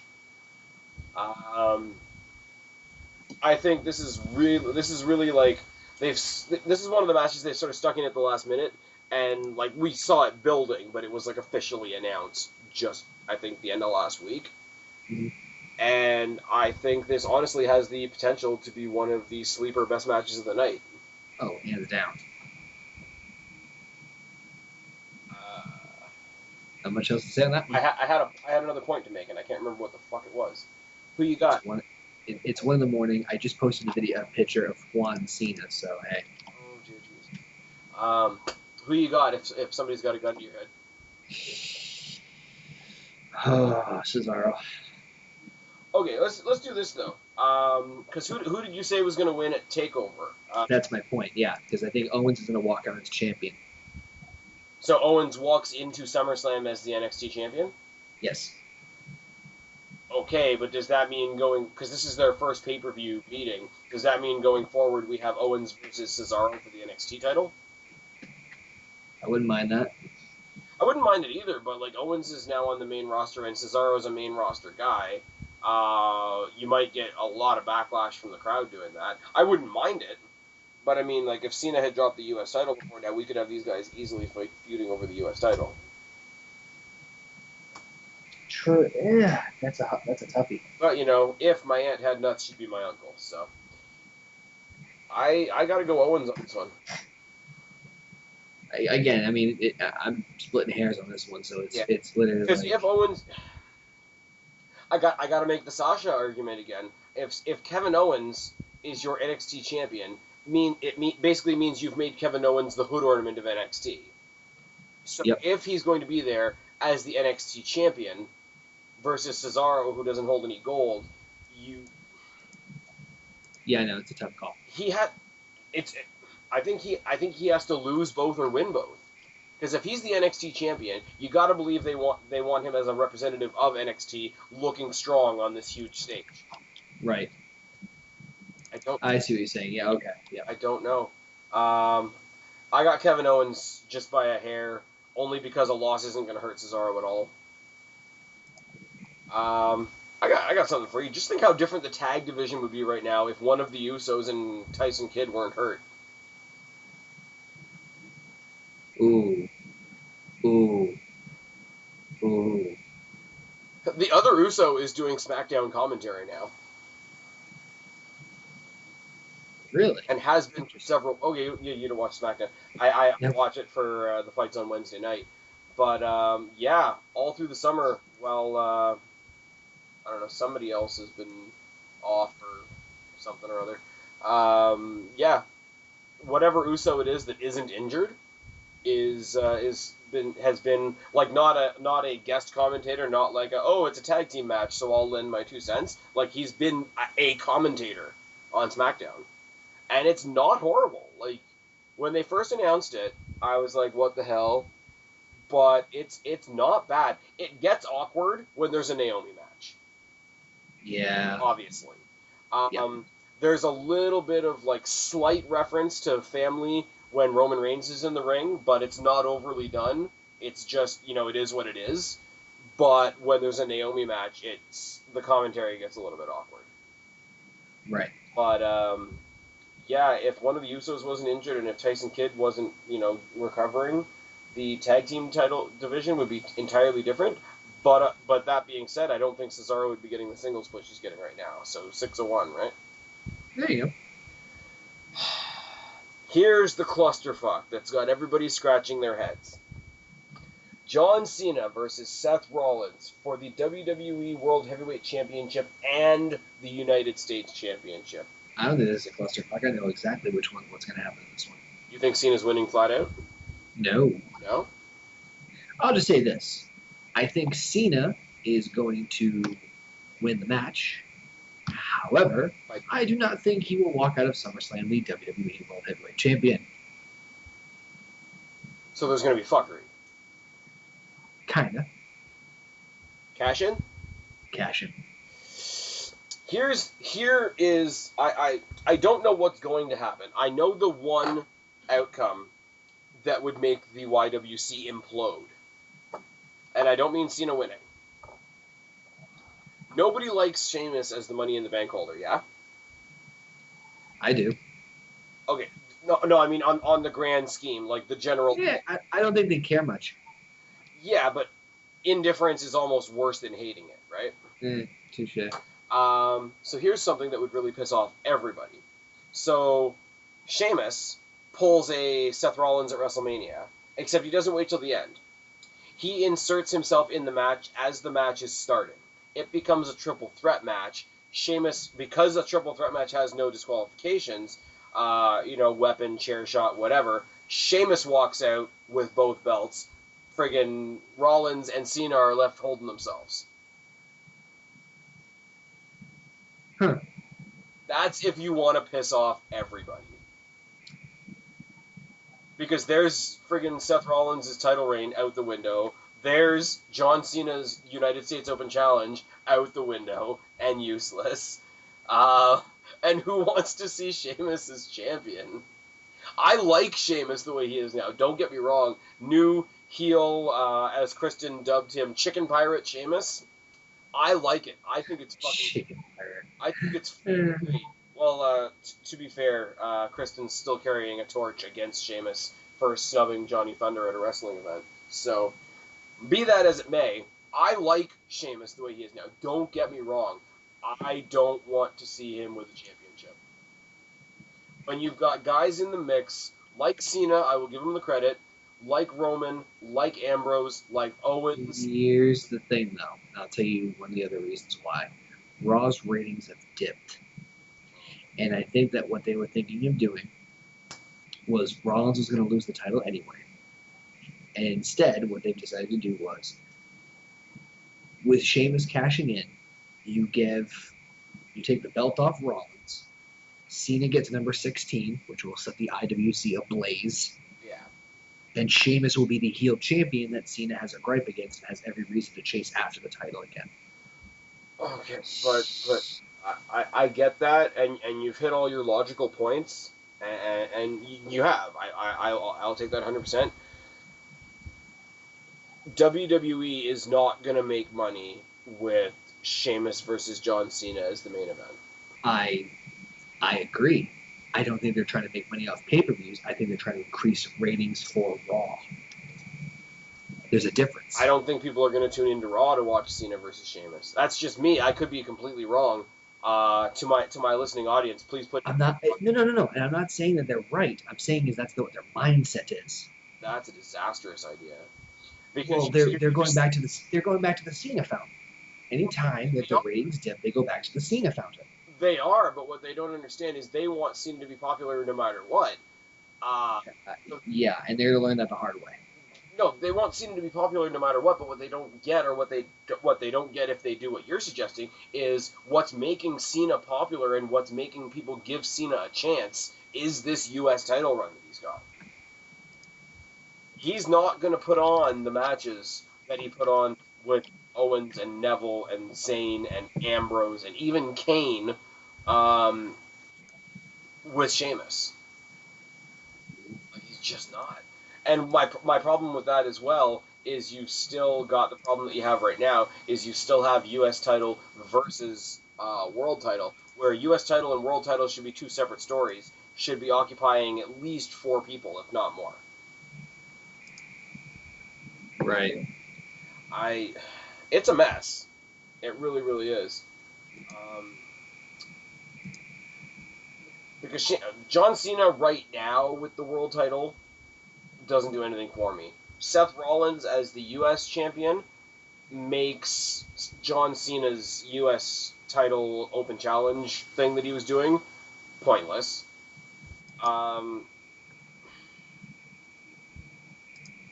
It's a mess. Match ends. It is. Match ends in a double DQ. Everybody keeps their belts and everybody goes on accordingly. I don't know. I would love to see it that... The only thing I would love to see is if how can I say this? If Rollins were to piss off Cena enough that I'm not saying heel turn obviously, but if Cena got so pissed off that he pulled some scheming means or that he choked out Rollins or whatever, didn't listen to the referee's count, if Rollins won because John Cena got himself disqualified, he wouldn't pick up the U.S. title, but he would still be the world champ. If at that point John Cena got pissed, kicked the shit out of him, Sheamus tried to cash in, Rollins successfully defended, he can pull a Jericho and say, look, I'm the guy that beat Sheamus and John Cena. Yeah, but I don't think they'll do that. I mean, it'd be great, but yeah. It's a mess. Like WWE, like I know what WWE wants to do, but as far as anything happen that we want to happen, they've booked themselves into a corner. Yeah, exactly. Because what they don't realize is what they were just doing, like just a few weeks ago, with Cena, everybody liked.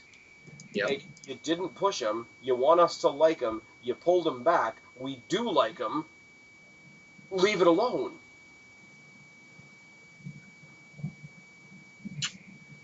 Because friggin' John Cena was opening the door for a lot of NXT guys. And I never thought I'd say that. But, like, I would love to see a guy like Baron. We talked about Baron Corbin earlier. I would love to see a guy like Baron Corbin come and answer the U.S. Open Challenge. Yeah, that'd be awesome. That would be fantastic. Or Big Cass. Or Joe. Oh, Jesus Christ. I will give WWE enough credit to say that they would not waste Joe versus Cena on a weekly show. I want to believe that WWE would save that for a pay-per-view. I know I'm asking a lot, but I want to believe that they would save that for a pay-per-view. I would even, like, you know what? Knowing that he wouldn't win, I would love to see Enzo against John Cena. Just for the lulz.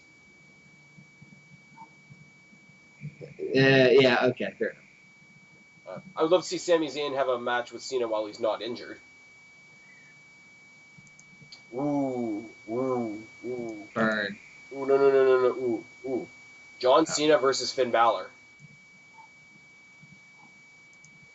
Sorry, but take my fucking money. Yeah. I would buy that as a mid-card title match on a pay-per-view.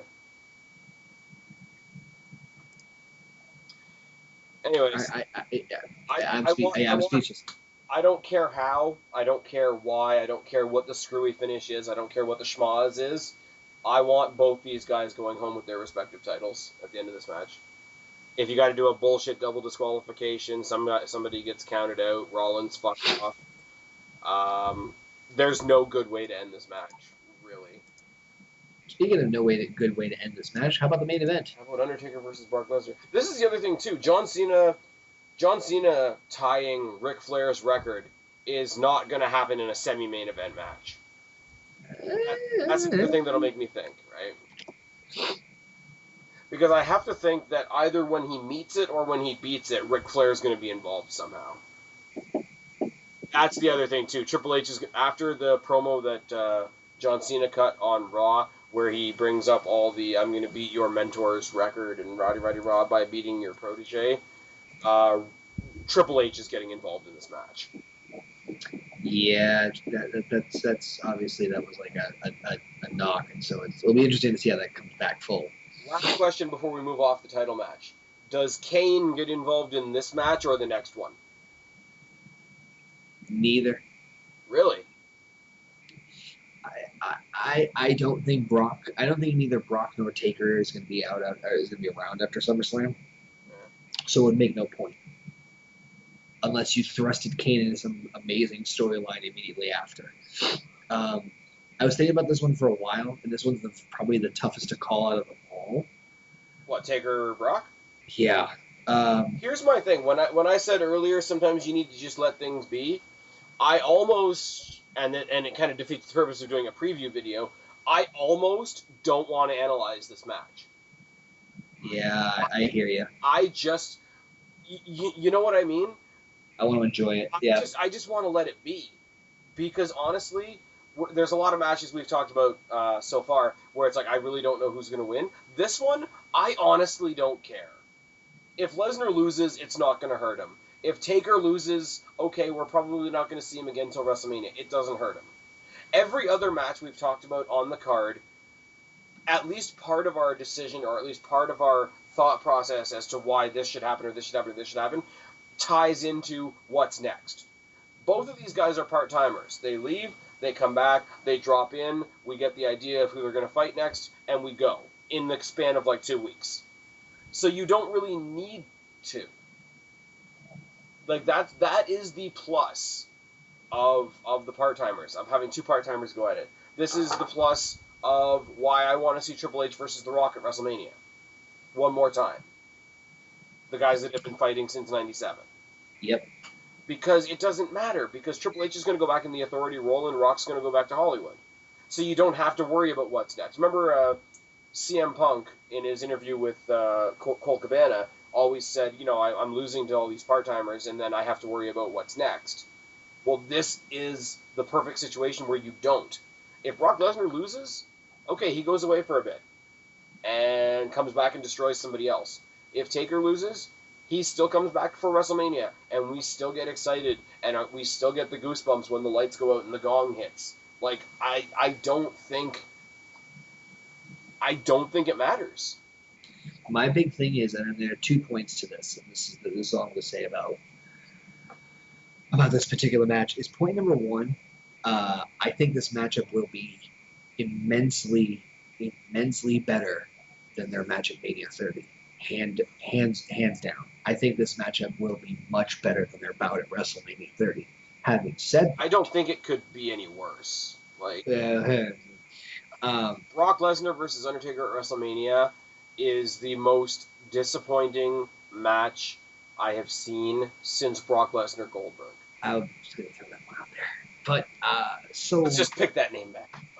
So, the only theory I have about this, and this is the only thing I'm going to say, there's something to note very interesting about this that they've acknowledged on TV, but I don't think anyone's fully in-depth analyzed this. And I might have my channel later this week, but that's,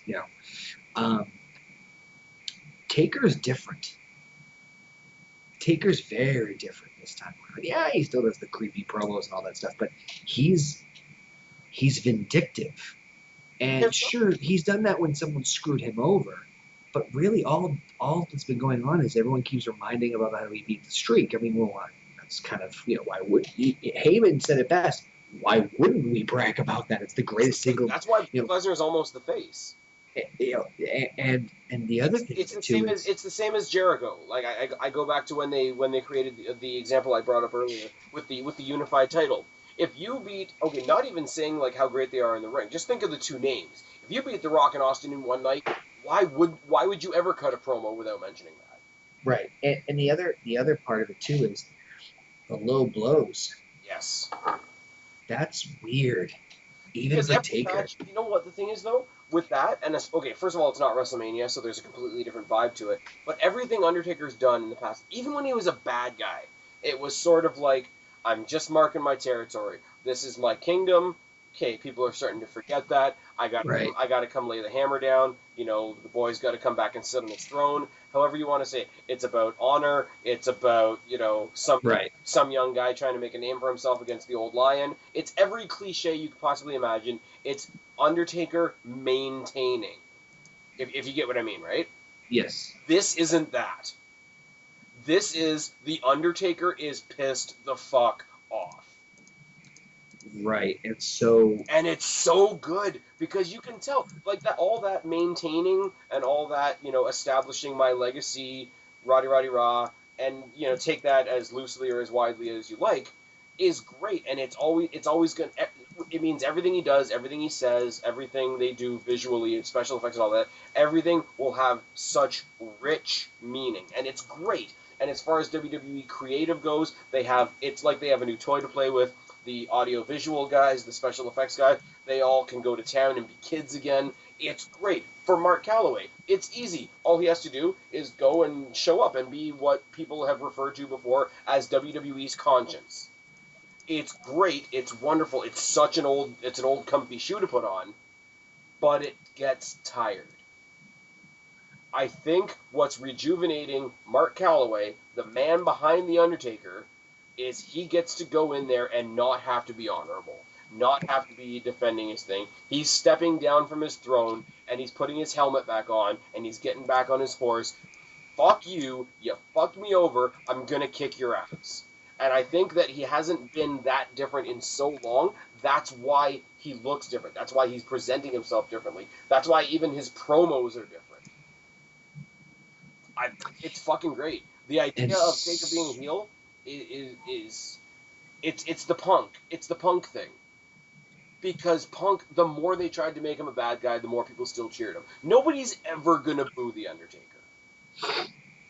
The Undertaker himself could have come out and poured out Paul Bearer's ashes, and they still wouldn't boo him, same as they did with Punk.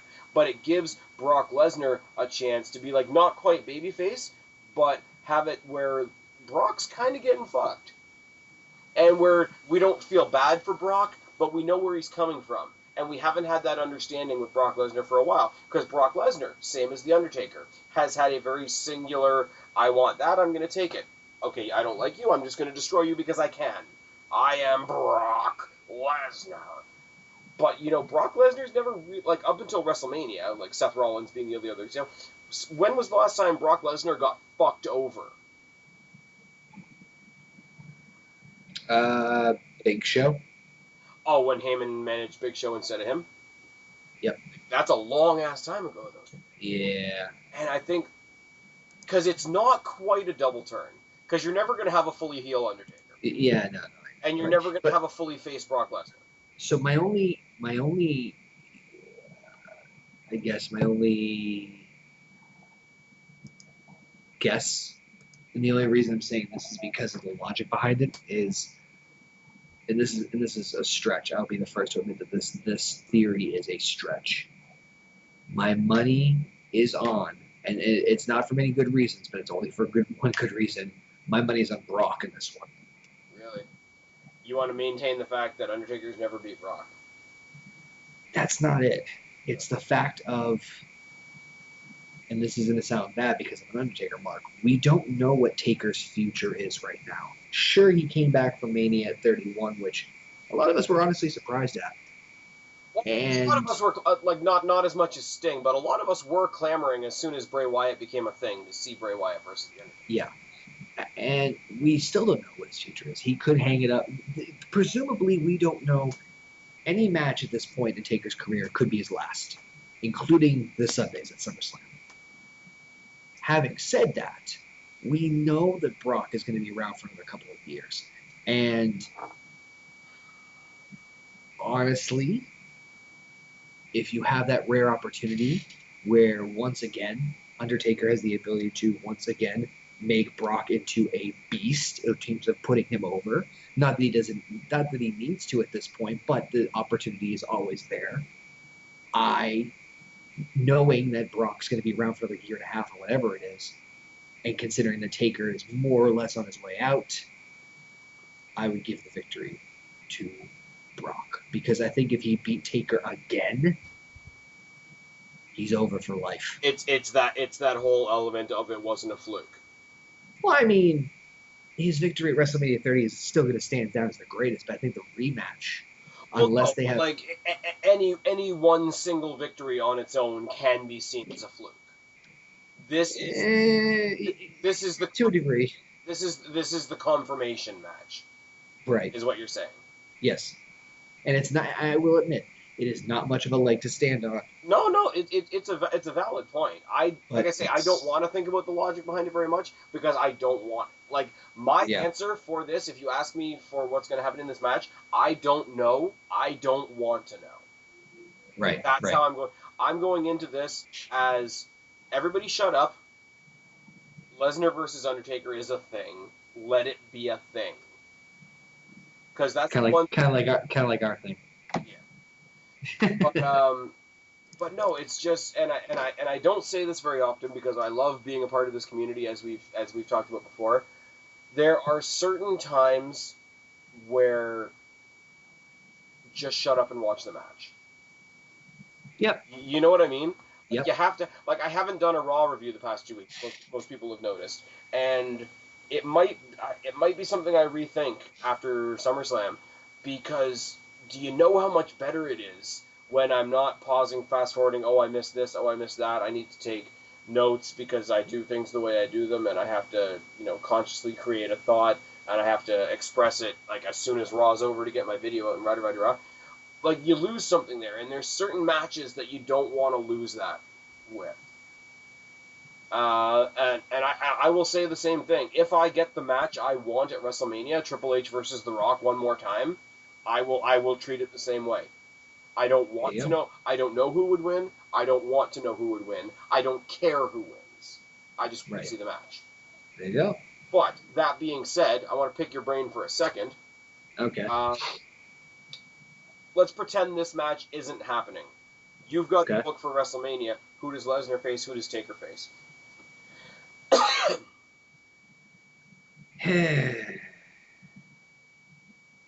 See,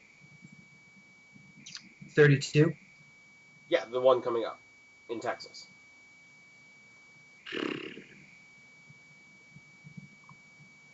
I mean, if you're gonna do it, you might as well do it at 32. Would be Sting Taker. You might as well at this point. I never want to see that match. I know it's I say that haphazardly, but if you're gonna do it, you might as well. You know what I mean? Like, yeah. Yeah, but I never want to see a match that was created because you might as well. Like, All right, then in that case, that might make me sound like it. Okay, no, if that's your answer, that's your answer, and I'm not gonna. no. But because I'm half on the bag on that one. In that case, what I would do is I would do Taker Roman. Really? Yeah. See, I would do Roman Cena. I would do Roman Cena for the U.S. title at WrestleMania. No, not the U.S. Mm-mm. I would do Roman Taker and Brock. Brock, I would either do Bray. Ooh. Yeah. I would either do Bray or Dean. Wow. See, Yeah. you're way off of what I. Or if you really want to go a completely different direction, and presumably if he was wrestling at this time, Brock and Bryan. Yeah, I know people want to see that. That could go well, but honestly, if I had a choice between the three as far as Brock's, Bray's the top of the list. How's this for you? Brock, Cesaro, Taker, Finn Balor. Actually, I take that back. Brock and Owens. Brock and Owens, I wouldn't do this soon. I do want to see it. I wouldn't do it this soon. I want to do Cesaro Lesnar because I've wanted it ever since they were both Heyman guys, which is a really lame excuse. Yeah. And the storyline doesn't exist anymore. But it's a match that piques my interest because Brock Lesnar's a beast. What do you call Cesaro? My other one, if you want to go historically, is Lesnar Orton. Yeah, we haven't seen that one yet. Yeah, youngest what is it? Youngest world title holder versus youngest WWE title holder. Correct. But anyway, should probably wrap it up here. We've been on here for well over a couple hours. I don't think anybody's listening anymore. It's okay. Yeah. We could talk about my secret porn site. Nobody would really care. Ah. But no, like Taker, and I know it's going to be an incredible clash of like really, really young guy versus really, really old guy. Taker, I want to see fight Balor. I'd love to see that. Can you imagine those entrances back to back? The demon versus the couldn't handle that. Which, by the way, you know that I'm most likely going to Mania 32. You're a dick. That's how that one goes right there. You're a dick. Like, I don't know what else you want me to say to that. Anyways, I think we've done it. I think we've done TakeOver and SummerSlam, and miss the recap, guys. But man, it's been cool. Hey, they don't have the ability to create Juan Cena. Oh my God, Juan Cena. Which is now on my Facebook and Twitter, by the way. You can go check that out. I posted it up. Oh my God.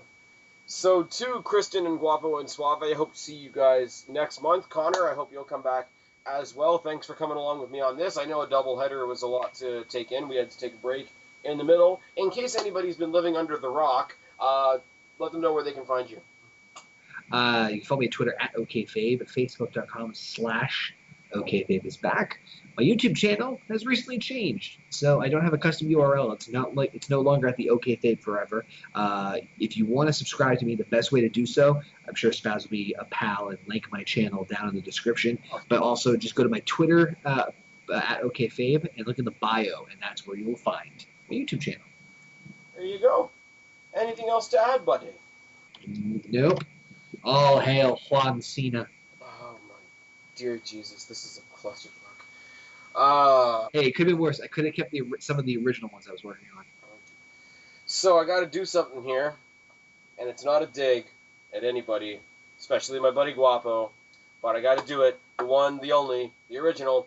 I've been Spaz. He's been OKFabe. We are your YWC Reality Check. Subscribe up there. Talk down there. Start a conversation. Keep all of these conversations going. Let us know what you think of the upcoming weekend of wrestling that we have. Don't be a stranger. I'll talk to each and every last one of you later. But for right now, I am tagging out. Bye, guys. Fucking breathe.